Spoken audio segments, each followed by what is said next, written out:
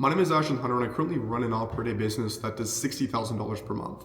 What I'm going to explain to you in this video is the fact that in order to see the level of success that you actually want to see, you actually don't have to be disciplined.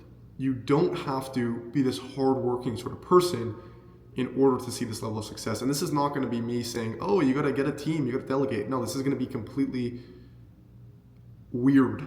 Okay, this is going to be completely different because the way I learned this and how I came to this revelation was honestly by actually dying. Okay, I know that may sound tragic, but it's the truth. So yeah, let's jump into it. So when I was roughly 15 years old, grade 10 at the time, I was seeing this girl, okay, and I was head over heels for this girl. To say that I loved her was an understatement. I was like madly in love, okay, and me and this girl were dating for a while. It was, a couple months, and I was like when I say I was in love, it was like I was, you're 15, okay? And we were dating for a couple months, and after a couple months, we ended up breaking up. And that breakup, okay, left me with such a sour taste in my mouth towards everything, towards life, towards like literally everything. I felt so bad.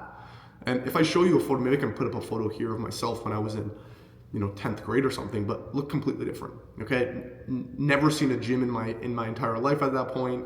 Probably have never read a book, right? Like, good grades in school, but just kind of a 15-year-old little degenerate, okay? And because I was left with such a sour taste in my mouth and I was dealing with, I guess, so much pain, it really made me introspect. Okay, and what I mean by this is one of those nights, the night I think we kind of broke up, I sat in my room and looked at myself in the mirror for like a couple hours, and I had a pen and paper, and I was just critiquing myself like an artist would critique his art. Okay, I'm like, oh my god, I look like shit. Okay, I'm not making enough money. I'm not doing this. I'm not doing this. And I pretty much from that point on set goals and kind of was like I wasn't really intentional about it, but there was this overwhelming pain that had to be solved in that moment, okay? And that's what led me to get into the gym. And from that point on, I went to the gym with a vengeance, okay?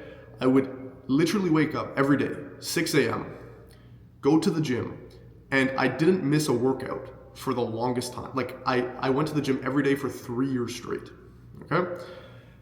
And you may say, oh, Ashton, that's you working hard. That's you, really giving an effort in the gym. To be quite honest, I wasn't conscious. I was just dealing with pain that had to be dealt with, okay? And I know that may sound kind of harsh. So that led me to really trying to get in shape with the gym. And in my first year of lifting, that led me to pretty much gain. I was 150 pounds in grade 10. I shot up to 200 pounds in 1 year. Put on a ton of muscle, okay? Because I was so committed with my diet, bulking, everything, okay? So that pretty much happened. And from that, what I learned was, okay, shit. Like I said, I wasn't conscious. I was just dealing with the pain that had to be dealt with at that time. Fast forward a couple of years. This was about a year ago, pretty much. A month ago, I was on a date with a girl. I know there's always, I don't know why there's girls in these stories, but I was on a date with a girl, okay? We were at, a restaurant, we had a nice meal, and at the time, I, was doing good in my business, maybe roughly 20K a month, something like that, 20K a month, and I was on a date with this girl, right? We went, got a steak, we chilled, laughed, haha, fun, whatever, and after that date, we got in my car, okay? We were driving around, and this is like the middle of winter in Canada, so the roads are icy as hell. And we were on this back kind of road. It was all gravel, and if you know anything about gravel roads when it gets icy, is it just turns into a fucking ice rink, okay? So I'm driving this car, okay? Driving the whip, and we're on this gravel road, and I'm going not that fast, okay? I'm driving on the road, like literally the speed limit. And I go over this hill, and it is pretty much almost a straight down. Like the pitch is so far down, going into this like at the bottom of this downward slope, you could say, was a river. Okay, and this river was like frozen over, like not really a river, like more of a pond. Okay, so we're driving over this hill. Okay, as soon as I get to the top of the hill, I'm like looking down at this like decline into the pond. I slam on the brakes. Probably should have done that. Okay, if you know anything about driving in bad conditions, slam on the brakes. I turn the wheel. Okay, thinking that I'm gonna try to like turn and whatever. The car just goes sideways. And we're going down the hill, me and this girl. She's in the passenger seat. I'm driving. Sideways, just literally perpendicular to the road, just going down. Okay? We slide off this like mini cliff into this fucking pond. I get out of the car. We have to climb out the top of the car. Airbags are off, the windows are shattered. There's like the car door is like indented in. I have like a fucking scar on my stomach still. We climb out of the car, okay?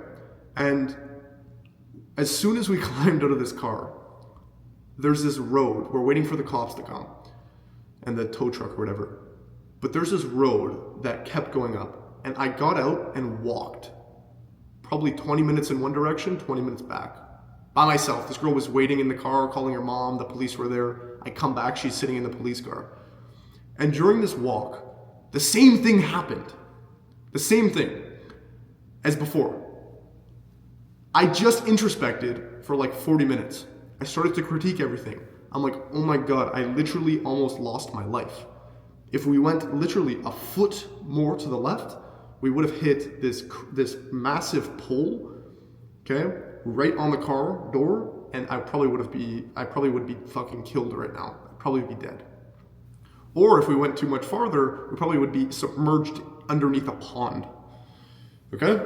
So during this walk, I know this is kind of a weird story, but during this walk, I just sat and introspected. I was thinking, and I did the same thing. I critiqued everything. I'm like, what am I doing wrong? What's going on? What are all of these things that are happening in my life? Oh my God, I'm only making 20K a month. What's going on? Oh my God, I gotta do this. I gotta do this. I gotta do this. I gotta stop doing this. Okay?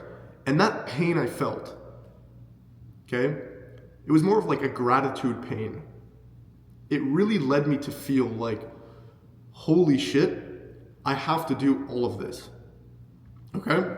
And this is the thing, this is kind of the thesis of this entire video. That pain, okay, of holy shit, I almost died. I'm so grateful that I'm alive. And that pain of, oh my God, this girl broke up with me. I hate my life. That pain is the exact same, and that pain was so motivating for me, was so strong, that pain led me to do so much more compared to if I were to just be like, okay, I'm gonna lock in, I'm on monk mode, I'm disciplined. Okay? So that's the thesis of this video. This is what I want to say, okay? That a lot of the times when we experience pain, we experience trauma, these are learning lessons. These are things for you to gather some sort of insight about to potentially motivate you further and get you ahead. Because a lot of you guys, you're trying to be disciplined, you're trying to do things, you're trying to do all of this. When in fact, in my opinion, it's not a horrible place to be coming from if you're trying to, in a sense, run from pain, but doing it in a good way. Okay? So, in fact, it's good to have a level of pain. It's good to have a level of, holy shit, this is horrible. I need to fix this now. And using that as a level of motivation rather than, like, you're not even consciously using this level as a level of motivation, but you are still making more progress compared to if you're, oh, I'm just disciplined, I'm just gonna work hard. The biggest leaps I've made in my businesses, the biggest leaps I've made in my physique, the biggest leap, that brought me from 20 to 60K a month. That one car crash. I sat and introspected. I'm like, oh my God, what am I doing? I have so much, I'm already this old, I gotta get ahead, I gotta do this. Okay? It led me to work so much harder compared to if you were just disciplined. Okay? So this is the probably one of the biggest learning lessons that I've had is your discipline will get outworked by a level of subconscious hunger, if that makes sense. Okay? A level of you potentially running from something, but not doing it in a bad way, doing it in a healthy way. I'm coping with the fact of I have so much pain, but I'm coping in the fact of I'm gonna go make more fucking money. I'm gonna get more jacked. I'm gonna do all this cool shit. I'm gonna live the life that I wanna live. And doing that as a form of coping, I think is absolutely brilliant. Okay? One of my mentors says this, the more copes you have, the better. He said, everyone says, coping's a bad thing. In my opinion, it actually isn't. It's you dealing with pain. Okay? And the more pain you have, the more of a chance you have to come out the other side and solve that pain and use that pain as potentially motivation. And even before this car crash happened, I literally, this sounds so fucked up, but I was kind of reflecting on the time that I got jacked from the gym. And I told myself, I'm like, I can't, God or whatever, I was praying. I'm like, God, I kind of want something bad to happen in my life. This is gonna sound totally fucked up, but I want something bad to happen. Because every time something bad happens, it forced me to become better. Okay? And I prayed God for this. And after that, I was thinking about it. After the car crash, I'm like, what am I doing? I prayed for this. And I almost died. Okay? So there becomes obviously a point of, you don't want bad things to happen to you. You don't want to die. But everything is psychological until death. You have to realize this. So if you're out there, if you're working hard, you have to realize that the guy who's coping, the guy who's really subconsciously not really trying that hard, he just has to do it, is going to beat you. Okay? There's no ifs, ands, or buts about that, and I totally, undeniably will stand by this. I have salesmen who work for me and honestly don't even care sometimes about their sales skills. I'm like, what's your current position? Where are you? One of my sales guys that I hired not too long ago from India, living in literally the fucking slums. Okay? This guy's like, I'm so disgusted with my life. He was honestly almost crying on the call with me. I'm like, okay, I don't give a shit that I was on a call with 8 other sales guys who are more qualified than you. You have a level of hunger that I want. Okay? So I hope this video kind of makes sense. Kind of a little bit of a rant video, but I wanted to make sure that this point was driven home because I find this to be extremely critical in getting ahead, is using kind of pain as a level of motivation so that you can propel yourself forward. So thanks for watching. Hope you got some value. Please subscribe if you're not. And this is a little bit of a different video, but I wanted to share this with you guys.